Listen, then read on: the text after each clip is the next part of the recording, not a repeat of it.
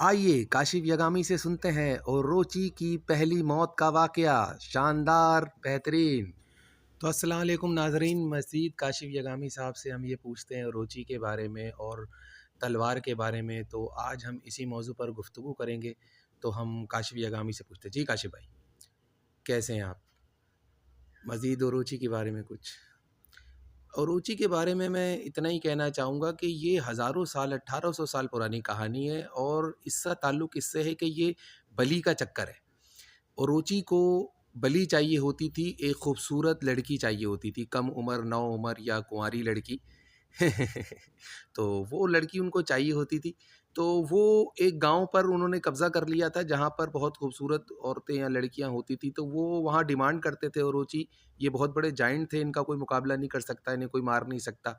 तो ये वहाँ ये जाके डिमांड करते थे कि मुझे हर कुछ अरसे बाद, मियाद काफ़ी होती थी, यानी कि 6-7 महीने की मियाद के बाद वहाँ ये जाते थे और गाँव वालों से डिमांड करते थे कि एक लड़की मुझे बली में दे दो। गाँव वाले शदीद परेशान थे, शादी-ब्याह में मसाइल खड़े हो रहे थे। तो उन्होंने बोला यार ये क्या चक्कर है कि ये ओरोची साहब आते हैं, ये अपनी ताकत का मुज़ाहिरा है इनका, इनका कोई मुकाबिल नहीं, इनका कुछ कोई बिगाड़ नहीं सकता और ये हमसे एक लड़की तलब करना चाहते हैं, जो बली के तौर पर ये ले जाते हैं। अब ये उसका क्या करते हैं अल्लाह बेहतर जानता है। बहरहाल तो ये कहानी है इसकी पूरी मज़हब के हिसाब से जो लिखी हुई है। अब वो लोग क्या करते हैं, प्रार्थना करते हैं, दुआएँ करते हैं अपने भगवानों से, अपने गॉड से जो आसमानों में जिनको मानते हैं, तो खुदा उनकी दुआ सुनता है। तो एक भगवान, एक देवता एक देवता ज़मीन पर आता है जिसका नाम सुसानो होता है और उसके पास बहुत ज़बरदस्त हथियार भी होता है, वही तलवार जिसका मैं ज़िक्र कर चुका हूँ। और वो ये कहता है कि सारी बात उनसे पूछता है कि क्या मसला है, क्या परेशानी है, क्यों पुकार रहे हो खुदा को? तो वो देवता आके उनसे वही तलब करता है, मसला पूछता है। तो वो कौम बताती है कि भई इस तरह एक ओरोची नाम का जानदार हमें परेशान कर रहा है और लड़कियों की बलि ले रहा है। तो वो सारी बात मालूम करने के बाद वो गाँव में रास्तों को देखता है कि वो किस रास्ते से आता है, कहाँ से ये चीज़ वो तलब करता है, तो वो उसको वो जगह बता देते हैं कि यहाँ से वो आता है और हमसे बलि आके माँगता है। फिर सुसानो देवता क्या करते हैं, वहाँ पे 7 दरवाज़े बना देते हैं आने-जाने के, यानी कि अब दरवाज़े से आए जाएँ। और जिस लड़की की इसने अभी बलि माँगी होती है ओरोची ने, तो वो कहते हैं कि जिस लड़की की बलि माँगी है उसके नाम से कुछ चावल पका के प्लेट में 7वें दरवाज़े पे रख दो। तो जब वो आएगा तो इस दरवाज़े पे आएगा तो फिर हम उससे बात करेंगे या उसको मुकाबला करेंगे। ऐसा ही होता है कि ओरोची ने जिस दिन वादा किया होता है उसको बलि की लड़की देने का, तो वो अब तो दरवाज़े बन गए। तो ओरोची जब आता है तो वो देखता है कि अब तो दरवाज़े हैं, तो वो देखता है, फिर उसको चावल की खुशबू आती है। तो वहाँ जो रखे होते हैं 7वें दरवाज़े पर, वो उसी दरवाज़े से जब एंटर होता है तो उसकी पहले गर्दन एंटर होती है दरवाज़े में से, तो उसकी गर्दन को पकड़ने की ये चाल थी सुसानो के पास कि किस तरीके से उसको किसी छोटी-सी नैरो डाउन जगह से गुज़रना पड़े किसी भी वजह से, तो फिर हम उसको शिकार करें।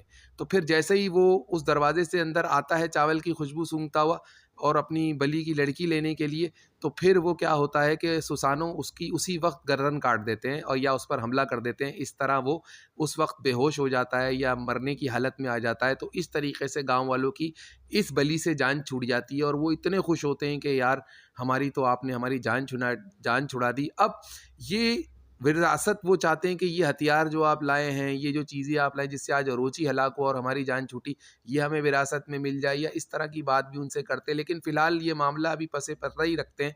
तो लेकिन इस तरह ओरोची की हलाकत हो जाती है और उसमें मौजूद ताकतें डिस्पर्स हो जाती हैं, यानी निकल जाती हैं उसमें से। लेकिन फ़िलहाल गाँव वालों की इस बलि के चक्कर से जान छूट जाती है। गाँव वाले ये समझ रहे थे कि चलो बलि से जान छूटी, अब क्या है हमारी तो ज़िंदगी आसान हो गई, ना हमें कोई जवान लड़की देनी पड़ेगी, ना कोई मसला होगा। अल्लाह अल्लाह खैर सल्ला, सारे काम निमट गए और ओरोची ही मर गया। तो अब इनको ये बात पता नहीं थी कि ओरोची एक ऐसी सोल है जिसे मारा नहीं जा सकता, जो हाउंड ऑफ रिज़रेक्शन है। तो बस इतनी ही कहानी है। ये तो बहुत लंबी कहानी है लेकिन एक इंटरव्यू में इसे बयान नहीं किया जा सकता, इस पे तो पूरी फ़िल्म भी बने तो कम है। तो इसमें देवता इन्वॉल्व हैं, इसमें जायंट इन्वॉल्व है, इसमें ऐसी सोल भी इन्वॉल्व है जो रिज़रेक्टेड है, रिज़रेक्शन है हाउंड की, यानी मर नहीं सकती, जितना भी आप मारो फिर पैदा होती रहेगी। तो यही इसका चक्कर है। तो मेरे इल्म में इतनी ही बात है तो मैं आपको ये बता रहा हूँ। बहुत शुक्रिया।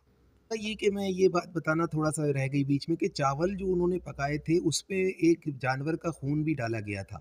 तो वो उसकी खुशबू के तहत भी आया था। उसको खाने पके हुए चावल की खुशबू से ज़्यादा किसी जानवर की खुशबू का खून उसको पसंद था।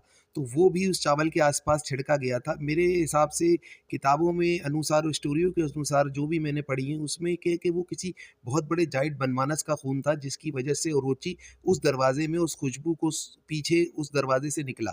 सिर्फ़ चावल की खुशबू से नहीं निकला था। तो वो कोई बहुत बड़ा बदमानस जायंट या चिंपैंज़ी का खून भी था। लेकिन अब वो कहाँ से आया था, सुसानो अपने साथ लाए थे, किस तरीके से लाए थे, इसके बारे में इतनी डिटेल अभी नहीं है। लेकिन इसका भी इस्तेमाल किया गया था, जैसे किसी बड़े बदमाश को भी वहाँ पर इसकी बलि देनी पड़ी थी इसको पकड़ने के लिए। तो ये चीज़ थी। अब ये गाँव वालों ने ही अरेंज करा होगा, जो-जो चीज़ें उन्हें चाहिए थी ओरोची को हलाक करने के लिए, वो सब गाँव वालों ने अरेंज करी थी। दरवाज़ा, चावल, बदमाश का ब्लड और इस तरीके से जायंट यानी कि एक चिंपैंज़ी या किसी बहुत बड़े बदमाश का खून। जैसे कि मैं साइबर फैनेटिक्स वालों का भी बहुत शुक्रगुज़ार हूँ कि उनकी लाइब्रेरी से भी काफ़ी मालूमात हमें मिली है, उनके पास जो स्टोरी लाइब्रेरी। शुक्रिया। बहुत शुक्रिया काशिफ़ यगामी साहब, आपका बहुत शुक्रिया।